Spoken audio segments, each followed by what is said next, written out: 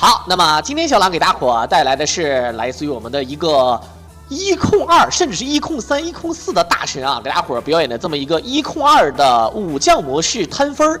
这个相信很多小伙伴啊都知道啊，这个打武将模式摊分呢，首先要有这个牛金啊，非常爽啊。但是一控四的话呢，咱们早就双爆分，什么意思？什么叫双爆分啊？就是说这个就本身已经爆了一次分了，然后重新它会重置变成0分，然后呢再爆啊，再爆满分，甚至是每一个角色都可以爆，甚至是可以双爆、3爆都可以啊。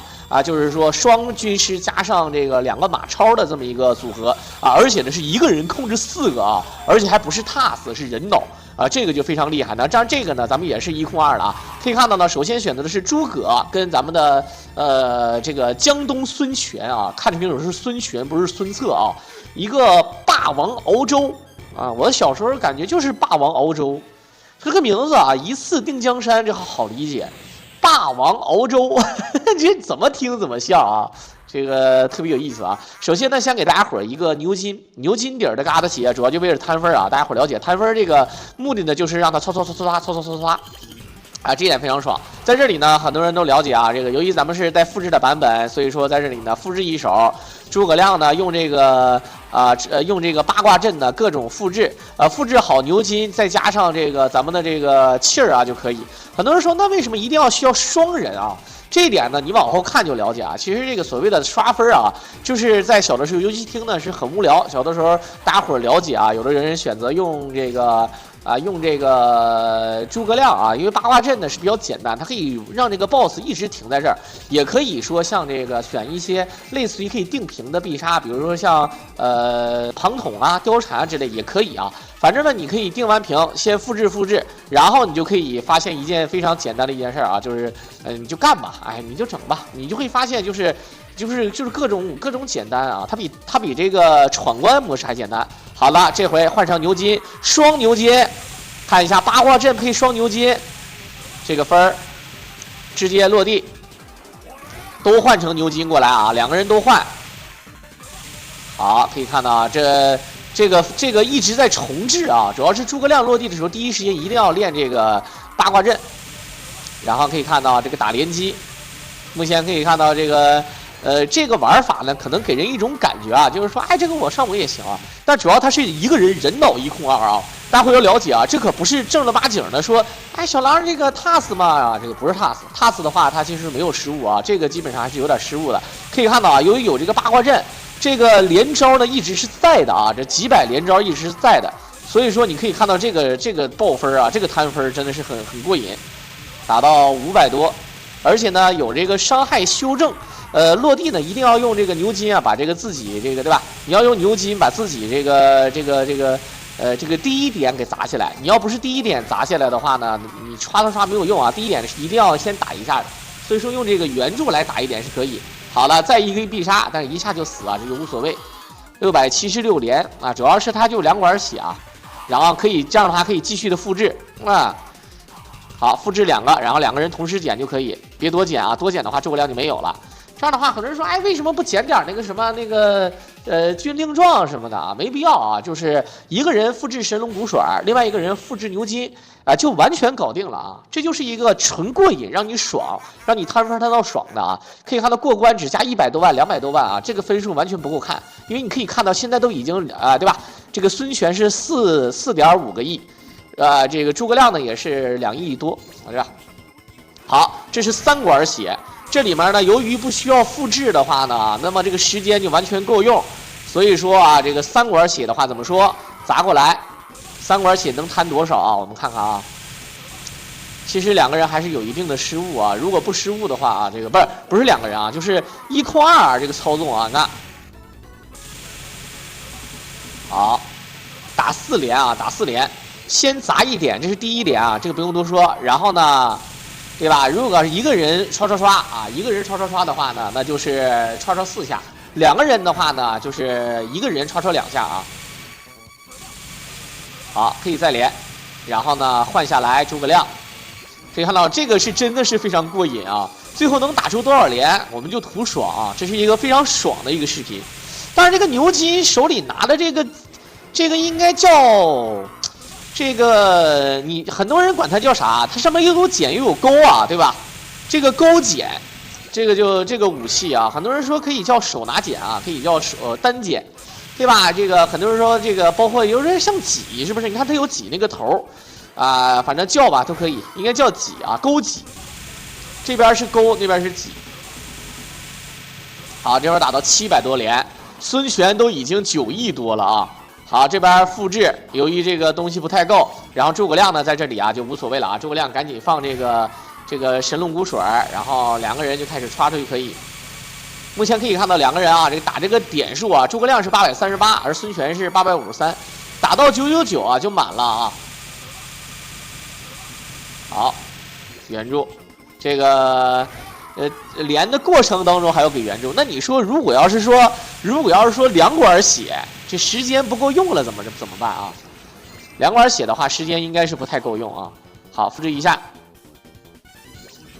接着连，哎，就是过瘾。好，砸过来，再援助，然后这边再砸，这个一切的想法都很好啊。其实他没有必要再刷出了啊。我个人感觉不如让诸葛亮过来刷出一下。你让诸葛亮来刷出的话，诸葛亮999了，孙权已经999了，感觉没必要了啊。好 ，OK， 这样的话神龙骨水加牛筋都是满的，但即便满的也不抗用啊。这你看打到999，这样的话得点分数啊会给一些，但是也没那么高啊。Combo 999才500多万，诸葛亮276万，这个就是真的是九牛之一毛啊，只能说懒闲子中懒闲子啊。这也是1管半血。好，在这个手里拿的是这个，你看啊，手里拿的是应该是一个剪，然后烧开了啊，烧成这个火刀，砸过来。这样的话要左右互搏的感觉啊，给它勾过来，你看一砸。落地砸的时候一定要砸到这个 boss 啊，不砸到这个 boss 的话，你懂的啊。这个基本上就是说，这个第一点你还得 A 一下，砸的话呢血量对吧？这个大家伙了解，你要 A 一下还得费血，已经是伤害修正了，所以说无所谓。很多人说他俩为什么那么同步啊？首先1控2呢，他俩这个确实是你可以看到啊，1控2呢可以选择正常的一个组合键。这个组合键呢，就是我选择练招的时候，2个人真的是一起练。你看他前的时候跑放宝，这个都是一样的啊，都是一个键位啊，是正常调的。好，但是呢，他俩的攻击可以不是一个键，比如说他俩的这个放宝键啊，或者说你看，比如说这个上下 A， 有的时候吧，这个的需要不太一样，这一不小心让这个孙权不小心 A 出一下啊，那就难受了。好，继续复制，一个上挑，一个牛筋，再一个上挑，一个牛筋，可以啊。然后诸葛亮呢回身再练一个必杀，然后再捡，留给诸葛亮一个，然后一砸回身再突啊。所以说看到这儿呢，很多人就感觉啊，这是不是挺无聊的？最后能摊多少分啊？目前来讲可以看到啊，已经是15亿啊，最高的。但这不如这个小马飞刀，小马飞刀的摊分啊，那是真的是过瘾啊。当然摊分呢，只能在 BOSS 处摊啊，你在小兵身上是摊不着分的啊，这个大家伙儿都能理解。小兵不抗揍啊，然后小马飞刀呢，其实比这个牛筋要过瘾，因为牛筋呢还得需要这个援军令啊，然后他刷出这个分数呢，跟这个马超比起来也就那么回事儿。好，998、999，复制一下，1管半的血量啊，这个时间都是剩20多秒啊，这个不用多解释了啊，然后再复制，这样的话只要再打一下就可以。按理说应该让孙权打啊，但是孙权打感觉用处不大啊，应该打不出999了，这个一下都打死不行，那连续打2点才可以。再复制，这个复制呢，虽然说按理说啊，这个数量呢还是剩余一点，但是呢，这个趁有限的时间呢，赶紧把这个分数啊，不是赶紧把这个东西补满，反正中途一点补。目前到后面可以看到啊，曹操、孙权、周泰和徐晃。主要是这个孙权啊，这个血量应该是会多一点嘛。我们看看孙权，来4管血，4管血孙权的话呢，个人感觉啊，他的时间啊，应该是不太够用，或者说是正好。这个我们看看啊，由于有这个正常的屏幕啊，所以说就不需要这个像刚才打黄盖那样的啊，在屏幕的这个中间打。这样的话呢，打的过程当中啊，就比较实在啊，不需要这个再调整位置，然后跑过去放援助之类的啊。好，刷刷刷。这整个这打着1管血啊，这个打的时间很长，都几百连了啊！这个伤害修正呢，在这个游戏我觉得还是蛮好的啊，因为伤害修正呢，它并不像大伙想象中的那么嘚儿。因为你像有的这个游戏啊，你像比如说像《月华剑士》啊，那当然那是格斗游戏啊，包括像《电神魔魁2》啊，这个闯关游戏，它基本上打到伤害修正，它真的是只加分，它不费血，1丝血都不费，就完全就是无伤，免伤100%。哎，所以说呢，那种游戏啊，不像这个你真打，它就是即便费血费的很少，但它也是一奶奶的这么费啊。这时候呢，很多人说练必杀行不行？练必杀呢，费血也不多的啊。好，再练，然后这边诸葛亮可以趁机呢再打这个神龙骨水。但神龙骨水这一块呢，看得出来啊，两个人都不是特别缺啊。这个应该说是刷3波，我感觉刷3波牛金的话，需要一个这个复制这个神龙骨水。当然在这里很多人问我小狼复制怎么复制啊？这个我感觉意义就不大了。对于我狼来讲啊，复制这一块呢，其实是最简单的，就是说当你有一个宝，你先把这个宝用 BC 呢给它扔出来啊，不是给它放了，是给它扔到地面上，然后这个时候呢，你选择啊这个放一个按 D 键啊释放一个小宝或者是一个可消耗的这个宝物，放完了之后，这时候呢你就选择啊这个练一个招啊，这个再看衣服练一个招扔一下，看衣服练一个招扔一下，啊这样的话呢就可以直接复制。那么很多人问双重复制啊，其实这个很好理解啊，就是你在复制的过程当中呢，用可消耗品进行2次复制，你可以复制2样东西。当然这个呢解释起来呢就比较麻烦啊，就是会的人呢就觉得啊比较简单，不会的人呢就觉得哎这怎么我现在复制是这个，我怎么复制那个呢？你会发现你复制完另外一个之后呢，最后呢复制的还是原先的那个东西啊，就靠谱了。好，这个时间不够，赶紧选择结束他的连招，然后呢用这个。对吧？用这个传说中的这个冰扇啊，给它冰一道啊。可以看到，目前来讲啊，这个分数啊还是没有爆。怎么才能爆分？哎，这个就比较神奇了啊。我们这种情况下呢，就选择快进跳一下啊，快进。这里可以看出来啊，孙权和曹操可以看出来，孙权呢，按照这个我们个人认为啊，你说你孙策牛、孙坚牛，我都觉得行，你孙权牛什么呀？但是其实呢，在这个三国的这个描写上啊。孙权呢，也是一个大个儿啊，也是这个属于长得像外国人似的，大胡子，毛发非常重。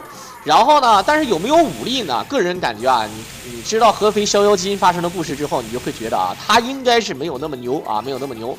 他不像这个对吧？这个传说中的这个汉昭烈帝啊，也就是说这个刘备啊，最起码说人家比不了1流武将，对吧？人最起码是2流啊，虽然说2流垫底，但是也照样是牛啊。曹操呢啊，虽然说呢小矮个啊，没有刘备啊那么英俊威武啊，但是呢这个曹操呢也是久经沙场啊，是吧？虽然说呢达不到这个2线啊，但是呢就以他个人的性格来讲，再加上他自己的这个坚毅的这个性格啊，所以说他最起码呢也是有3线啊，虽然说是3线中下，也就是说比正常的这个人啊，比正常的人肯定是要牛啊，大家伙应该理解我说的意思啊，也就是说比正常的这个咱们说这个当比小兵要厉害得多啊。当然在游戏当中这个曹操啊，你可以看得出来就比较面了啊，这曹操这个没有孙权血多啊，但是他招比较狠啊。我说的面呢，其实是在夸他啊。在真正历史上呢，咱不多说啊，他是一个出色的军事家啊、文学家啊、政治家，对吧？这个曹操的文学这个也很好啊，对吧？这个应该说呢是比不了他儿子曹植，但是也差不了太多啊。大家伙能理解我的意思啊？当然，这个文治武功呢，这个缺一不可嘛，要不然怎么能是一个出色的一个带兵打仗的一个丞相啊，一个政治家，一个魏王？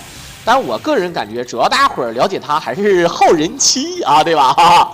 当然，这个在我这儿呢啊，这个其实很多人说啊，这个诸葛亮能不能打仗啊？严格意义上来讲，诸葛亮呢肯定是做诸葛武侯，当然能打仗。这里面打仗啊，并不需要他去冲锋陷阵啊。虽然说诸葛亮也长得是个高，但是诸葛亮打仗呢行不行？大家伙了解，主要他身子骨不行，对吧？这个事必躬亲，再加上本身呢，他在早期的时候，诸葛亮对吧，主要是搞后勤的啊，再加上诸葛亮根本就不需要这个打仗，他不需要冲锋陷阵。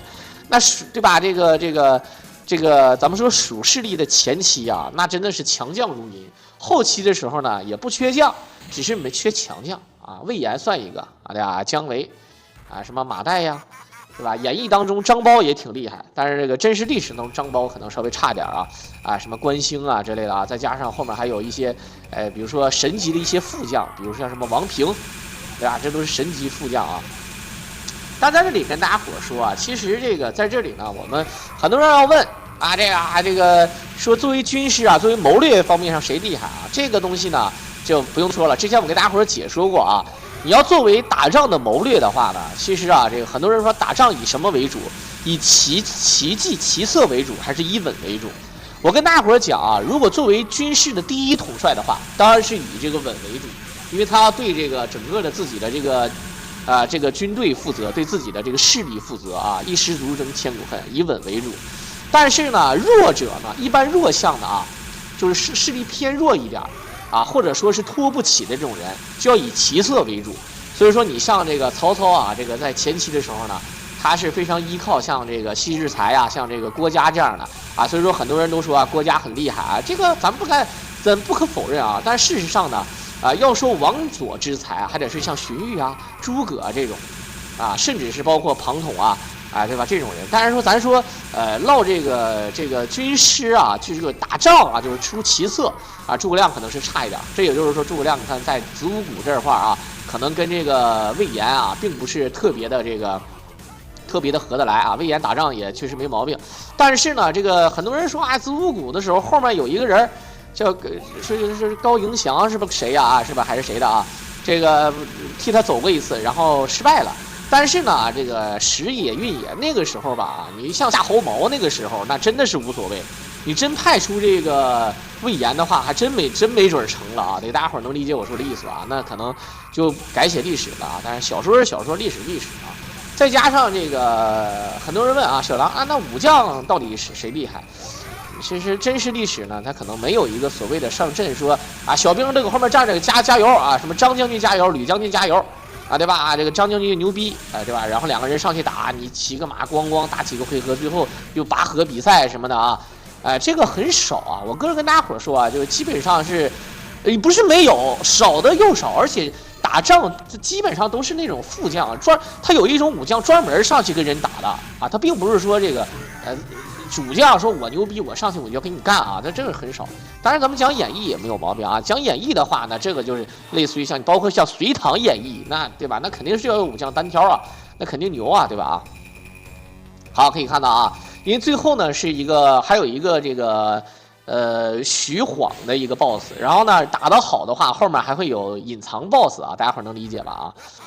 当然这个要跟大家伙说这个，那你倒是最喜欢谁啊？这里面隐藏 BOSS 直接真吕，真吕的话呢，这个时间不太够啊，可以看到啊，他俩直接就正常打了，也就是说这个先把这个血量打差不多。好，一次定江山，可以看到啊，这一次定江山是真的过瘾，顶一下。单 A 一次定江山，这个打血非常的过瘾啊！好，一个2000多万，一个不是2000多万去了啊，一个22亿，一个是37亿啊，好像是40多亿就能把分打满，我印象中啊，就会直接重置，又变成从头再来的分数啊。好。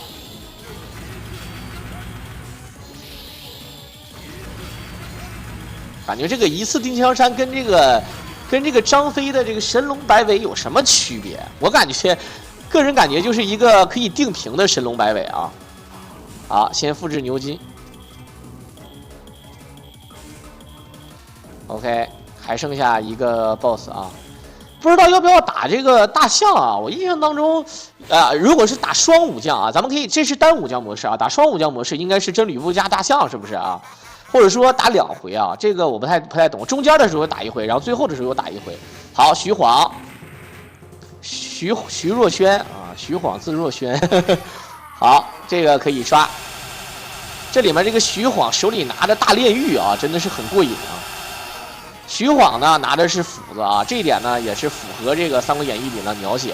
因为正常《三国演义》描写拿的这个斧头，很多人说，哎，这个冠石斧不是按理说应该是许褚嘛？啊，许褚不是，啊，这个徐晃是拿着大斧子啊，还有谁拿的斧子啊？大家伙儿记得，我的大斧早就饥渴难耐了啊，是吧？这是这个潘凤啊，对吧？很多人一听这个名儿叫什么凤，听这个名儿给人一种女的感觉啊，那是后期啊，封建王朝到后期的时候，龙和凤啊。这个给人一种感觉，好像这个龙就是天子，就是皇帝啊，就是龙；凤呢，就是这个龙凤呈祥啊。这个凤的话呢，就是皇后啊，也是女的才能叫凤。但其实呢，也并不是这样的啊。按理说呢，这个凤和凰啊，凤求凰，大伙了解啊，凤凰嘛啊，凰是这个女性化的这个对吧？雌性的啊，雌鸟，而这个凤呢是雄鸟。所以说你要说龙凤呈祥嘛，就是两个神兽，对吧？龙凤麒麟。这个大伙了解，你看卧龙凤雏，是吧？加这个麒麟幼麟，幼麟是谁啊？幼麟就是这个姜维啊。再就是种虎啊，坟地里的老虎，种虎就是司马懿啊。这是以这个几个非常凶猛的动物啊，对吧？这个当然战虎的还有一个叫虎痴，也就是这个许褚啊，不，这个对许褚呢叫虎痴将军啊，所以说对吧？这个也是战虎啊。这里面很有意思啊，《水浒》里面呢。有个人啊，他老母亲啊，这个怀他的时候梦见一个黑龙，给他起名叫刘梦龙啊。大家伙看《水浒》啊，里面对吧？这个刘梦龙呢，这个让高俅啊，这个派去呢剿灭梁山，结果呢被梁山打败了啊，对吧？啊，刘梦龙啊，这也是名字里带龙带虎啊。这里面都是想把孩子弄成一个对吧？这个龙虎之姿这种感觉。当然，吕布的话呢，很多人都了解啊，这个就不一样了。这个就是吕布呢，就是非池中之物，人中吕布，马中吃兔啊。好 ，OK， 可以看到啊，那这就是啊，这个不用多说啊，直接就打过关。可以看到啊，正常来讲呢，这个4000多啊，这个孙权还是没有这个报分啊。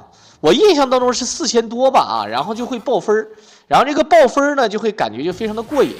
OK， 可以看到最后呢，还有这个2个人的这个 PK 啊，这一个前错就死了，我操！江东父老还是江东不倒，这死的也忒惨了啊！这直接给诸葛亮干死了，我勒个去！2个人 PK 啊，这也是《三国战记》啊，在第1代里面就有的效果，包括4个人 PK。OK， 那这就是来自于我们的平台里面的一空二大神啊，给大伙儿表演的这么一个啊，他的名字老愿意在最后的时候啊，这个写上这个艾肯普雷啊，对吧？啊，艾肯普雷啊，我印象中是这个啊，所以说呢，在这里呢，感谢这位大神给大伙儿表演的这么一个节目，同时也是感谢大伙儿的收听。如果大家会喜欢我狼解说，可以点击屏幕上的关注和订阅和点赞收藏来支持我狼，我们就下期再见吧。